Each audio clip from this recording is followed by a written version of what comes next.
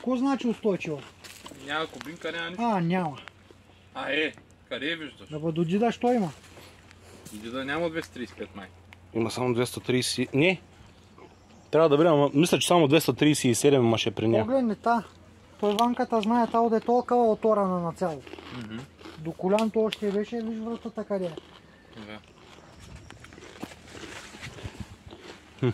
Цялата работа проветрението и те много поливат. При тях пътеките сигурно са мокри.